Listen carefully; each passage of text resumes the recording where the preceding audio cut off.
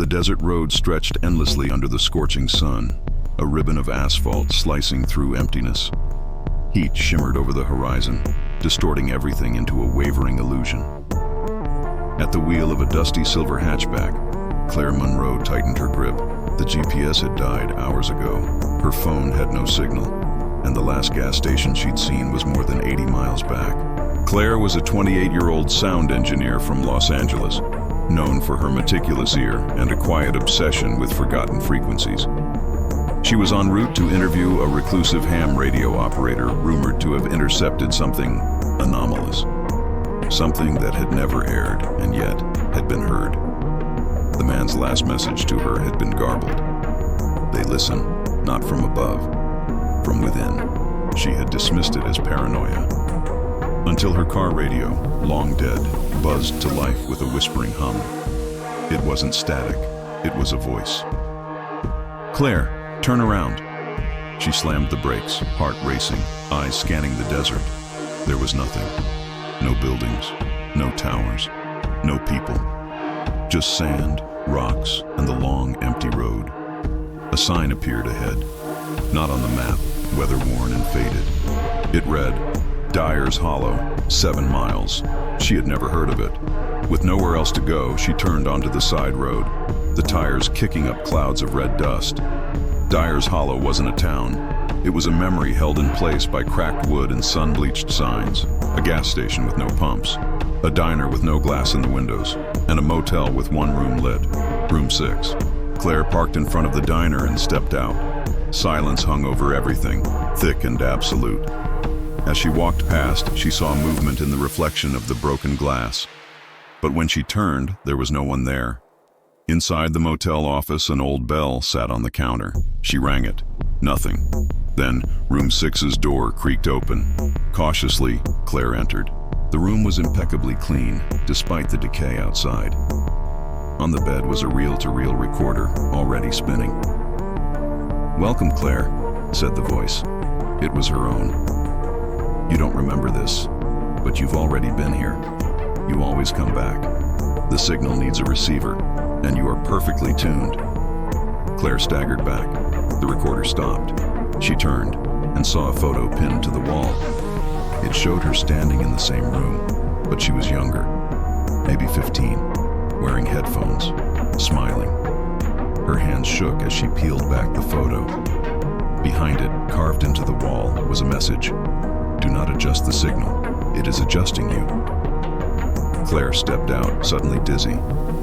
The sun was gone. The sky above was not night, but static, pulsing, flickering, humming. Then the radio in her car buzzed again. "You're getting closer, but you already knew that."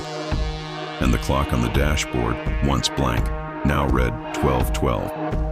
The next morning, a strange haze settled over the town, as if the world itself had forgotten to wake up properly.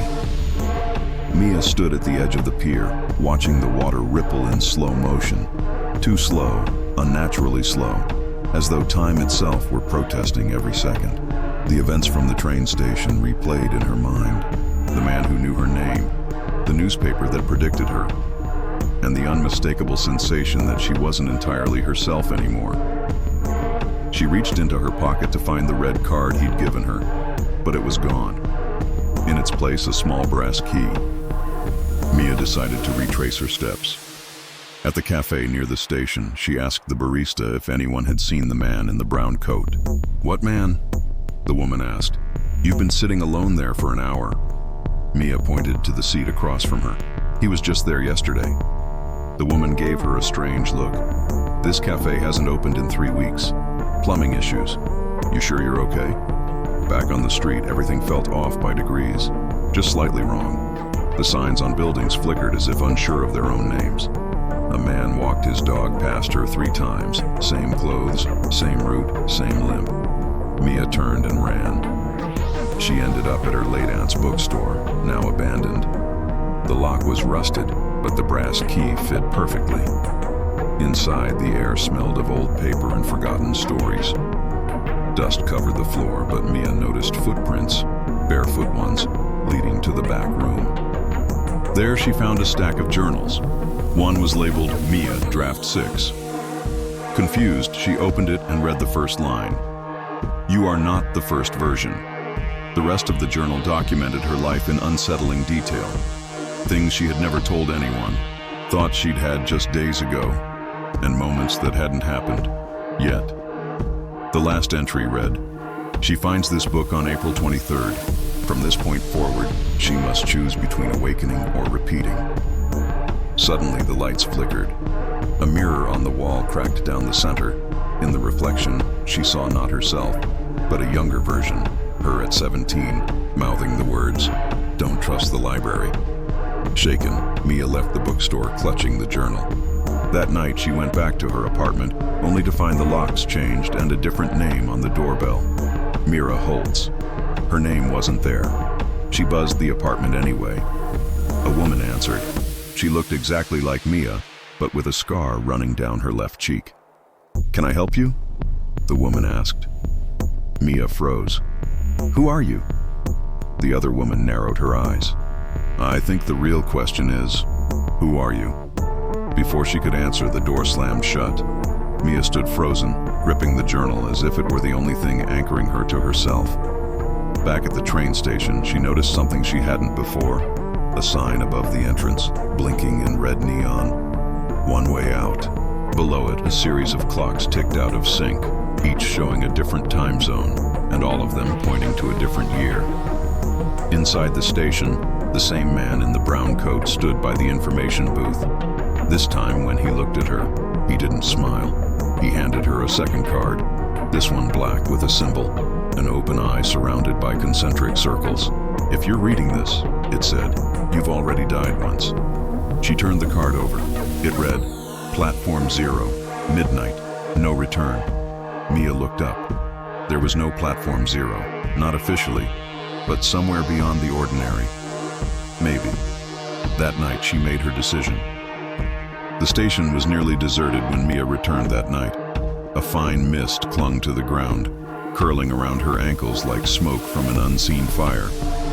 Midnight was minutes away, yet the clock above the departure board had frozen at 11:58. Still, the second hand ticked on, as if time itself had refused to move forward, only around. Mia moved past the turnstiles. No one stopped her. The security booth was empty, and even the vending machines flickered as though they were caught in some electric dream. She looked at the black card in her hand. No instructions, no map. Just the symbol, that ever-watching eye. At the far end of the platform list, there it was, a faded metal sign, half obscured by a tarp. Platform 0. She stepped beyond the railing, past the warning signs, and into the unknown. Down a short flight of stairs and through a rusted door, she entered a long, narrow tunnel lit by flickering bulbs. The air was thick, metallic, charged with anticipation or dread. At the end of the tunnel, the space opened into a platform she'd never seen before, wide and dark. A single train waited there, matte black with windows too dark to see through. No conductor, no sounds, just the low hum of something ancient and alive. As she approached, she saw others, 6 figures spaced evenly apart, each holding the same black card. Their faces were blurred like static on a screen. When she looked directly at them, they shimmered, as if not quite there. One by one, they entered the train. A voice echoed from nowhere. "Please board for resolution." Mia hesitated, then stepped inside. The interior of the train was unlike anything she expected. Each cabin seemed to be its own reality. One showed a burning house, another a forest with no end, another a version of her apartment in reverse. She walked past cabin after cabin, finally stopping in front of one that looked like her childhood bedroom. She stepped inside. The light was warm. Familiar toys sat on shelves. The bed was made.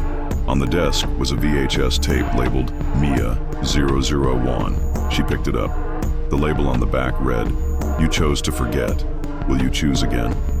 There was no player, no screen, just a mirror on the wall. As she stared into it, the mirror rippled and showed another Mia, older, hair graying, eyes haunted. That version stared at her and whispered, "You're not real. I'm the original." The cabin went black. When the lights returned, Mia found herself standing in a control room. Screens surrounded her, each showing different versions of herself. Some happy, some broken, some dangerous. On the largest screen, she saw herself standing in front of the station. A voice, her voice, narrated over the footage. This iteration lasted longer than most.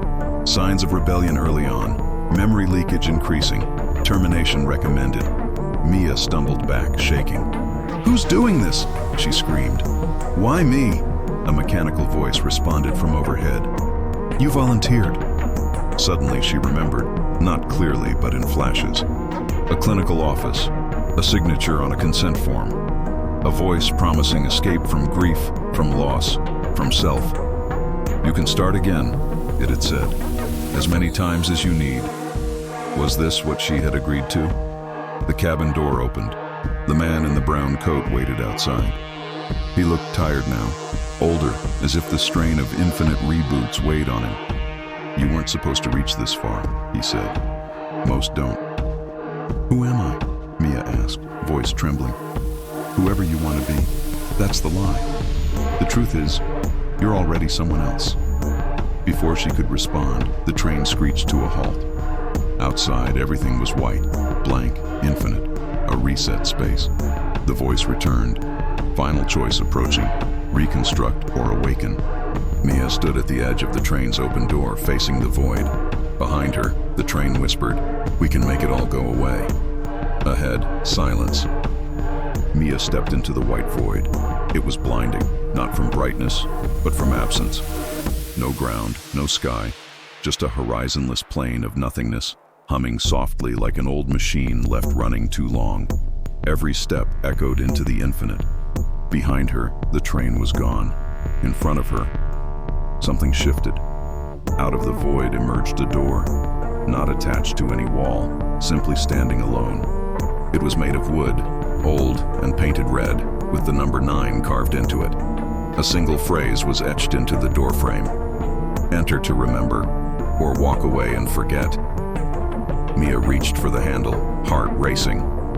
Inside, she found a room frozen in time. A library filled with books that bore only her name, each spine labeled with a number and a date. She pulled one at random. Mia Harper, June 12th, 2023. Opening it, she found a journal, handwritten, her own words, describing a completely different life. In another volume, Mia Caldwell, November 9th, 2020. Another self, another world. Dozens, hundreds. In one corner of the room sat a figure in a rocking chair, cloaked in shadow. As Mia approached, it spoke without moving. "You thought you were unique, but you're a variable." "What is this place?" she asked. "The archive," the voice replied, "where all versions come to rest. You were supposed to be cataloged weeks ago." Mia backed away. "No, I still have questions. I want answers." The figure finally stood. It had her face, not similar, identical. "You came too far," it whispered, "and now you'll take my place." With sudden speed, the figure lunged, placing a hand on Mia's chest. She felt a burning rush of energy flood her body, collapsing her knees. Her thoughts fractured, splintering like glass. Then silence. Darkness. A gentle knock echoed through a modest apartment. Mia opened her eyes. She was seated at a kitchen table, sunlight warming her face, a coffee cup in hand. A soft breeze through the window. Peaceful. She looked around. Everything looked normal. A photograph on the wall. Her and a man she didn't recognize, smiling on a mountain trail. Another of a dog she didn't remember owning. On the table was a small note in tidy handwriting. "Welcome back. You've been given another chance. Make it count this time." She turned on the TV, static briefly. Then a voice. "This is Platform 0. Next departure in 5 minutes." Mia blinked. A flash of red at the corner of her vision. A door marked with the number 9 slowly closing. She stood up, unsure whether to run or follow. And then, the screen cuts to black. A beat of silence, then the faint sound of a train horn in the distance.